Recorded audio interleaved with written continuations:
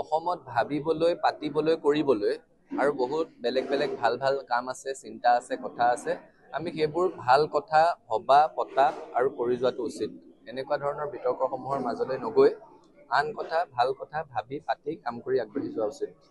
চাওক, দুটা বিষয়। অসমত যি ৬ জনগোষ্ঠীয়ে জনজাতিকৰণ বিচাৰি আছে, সদৌ অসম ছাত্ৰ সন্থাই ৬ জনগোষ্ঠীৰ জনজাতিকৰণৰ এই দাবীটোৰ প্ৰতি আমাৰ সম্পূৰ্ণ সমৰ্থন আছে। একে সময়তে আমি চৰকাৰক এই দাবীটোও জনাইছো যে বৰ্তমান যিসকলে জনজাতিৰ মৰ্যাদা লাভ কৰি আছে, তেওঁলোকৰ যিখিনি অধিকাৰ সেইখিনিও সুৰক্ষিত থাকিব লাগে আৰু সংৰক্ষণৰ ব্যৱস্থাটো এটা স্পষ্ট নীতিৰ আধাৰত আগবাঢ়ি যাব লাগে। এই কামটো চৰকাৰে কৰিব লাগিব। ৬ জনগোষ্ঠীৰ জনজাতিকৰণ কৰিব লাগে, সেই দাবীৰ প্ৰতি আমাৰ সমৰ্থন আছে। একে সময়তে যিসমূহে জনজাতি লাভ কৰা জনগোষ্ঠী আছে, তেওঁলোকৰ অধিকাৰ যাতে খৰ্ব নহয় আৰু সংৰক্ষণৰ নীতিটো কি হ'ব এটা স্পষ্ট নীতিৰ আধাৰত আগবাঢ়ি যাব লাগে। এই ক্ষেত্ৰত চৰকাৰে ফলপ্ৰসূ পদক্ষেপ গ্ৰহণ কৰিব লাগে, উদ্যোগ গ্ৰহণ কৰিব লাগে। আৰু ৩০ জনগোষ্ঠীয় সংগঠনৰ সভাখনৰ যিটো বিষয় উত্থাপন হৈছে, ৩০ জনগোষ্ঠীয় সংগঠন আমি কি ধৰণেৰে একত্ৰিত হৈছিলো তাৰ এটা পটভূমি আছে। ২০১০ চনত যেতিয়া NRCৰ পাইলট প্ৰজেক্টৰ সময়ত বৰপেটাত বাংলাদেশীৰ ৰক্ষকৰ ভূমিকাত অৱতীৰ্ণ হ'ব খোজা একাংশ লোকে বৰপেটা কাণ্ড সংঘটিত কৰিলে, যাৰ ফলত সেই NRC উন্নীতকৰণৰ প্ৰক্ৰিয়াটো স্তব্ধ হৈ গ'ল। সেইখিনি সময়ত সদৌ অসম ছাত্ৰ সন্থা আৰু অসমৰ ২৬টা সংগঠন আমি একত্ৰিত হৈছিলো আৰু সকলো সংগঠনে অসমৰ সমূহীয়া বিষয়সমূহত একেলগে মাত মাতিবলৈ সিদ্ধান্ত লৈছিলো। তাৰ পিছৰ পৰা ২৬ সংগঠনৰ পৰা ২৮ হ'ল, এতিয়া ৩০তকৈ বেছি সংগঠন আমি একেলগে আছো। ইয়াত ছাত্ৰ সন্থাৰ আৰু ৩০ জনগোষ্ঠীয় সংগঠনৰ এই মঞ্চখনত সকলো জনগোষ্ঠীয়ে নিজৰ নিজৰ জনগোষ্ঠীয় সমস্যাসমূহ উত্থাপন কৰাৰ সমান্তৰালভাৱে ক্ষেত্ৰীয় সমস্যাসমূহ উত্থাপন কৰাৰ লগে লগে সমগ্ৰ অসমৰ বিষয়সমূহ আলোচনা হয়। আৰু বিগত সভাখনতো সেই কথাবোৰ আলোচনা হৈছে।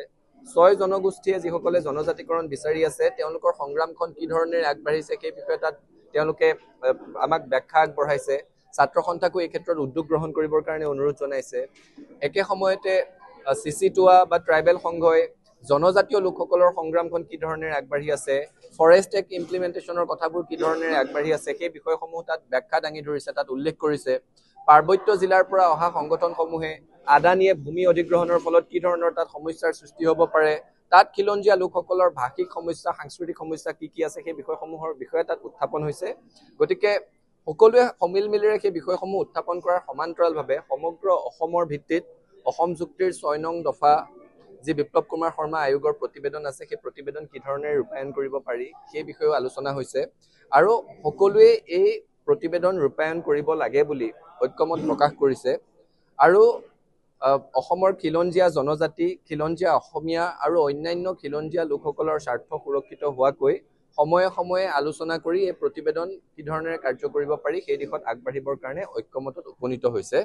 গতিকে তাত কোনো ধৰণৰ আন কথা নাই, আমি সকলো ঐক্যবদ্ধ হৈ আছো, একেলগে আগবাঢ়ি যাব বিচাৰিছো।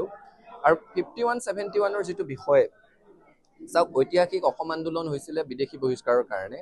ঐতিহাসিক অসম আন্দোলনৰ পিছত অসম চুক্তি হৈছিলে আৰু সেই অসম চুক্তিৰ জৰিয়তে আজিৰ পৰা ৪০ বছৰৰ আগতে অসম চুক্তিত ১৯৭১ চনৰ ভিত্তিবৰ্ষটো নিৰ্ধাৰণ কৰা হৈছে। সদৌ অসম ছাত্ৰ সন্থাই অসম চুক্তিৰ আধাৰত অসমৰ বিদেশী সমস্যাটোৰ সমাধান হোৱাটো বিচাৰো। ৩০টা বছৰৰ পিছত মহামান্য উচ্চতম ন্যায়ালয়ত গোচৰ তৰা হ'ল, ভিত্তিবৰ্ষটোক তেওঁলোকে চেলেঞ্জ কৰি প্ৰত্যাহ্বান জনায়। অসম চুক্তিৰ স্বাক্ষৰকাৰী হিচাপে সদৌ অসম ছাত্ৰ সন্থাক এটা পক্ষ কৰি লোৱা হ'ল। এতিয়া মহামান্য উচ্চতম ন্যায়ালয়ে ১৯৭১ চনটো বৈধ বুলি ঘোষণা কৰাৰ লগে লগে অসম আন্দোলন আৰু অসম চুক্তিৰ যুক্তিযুক্ততা, প্ৰাসংগিকতা, বৈধতা পুনৰ প্ৰমাণ হ'ল। আৰু আমি আশা কৰিছো যে অসম চুক্তিৰ প্ৰতিটো দফা ৰূপায়ণ কৰি অসমৰ মানুহৰ স্বাৰ্থ সুৰক্ষিত কৰিব পৰা যাব, বিদেশী বহিষ্কাৰ কৰিব পৰা যাব। এই ক্ষেত্ৰত আমি সংশ্লিষ্ট সকলো পক্ষৰে সহায় সহযোগিতা কামনা কৰিছো।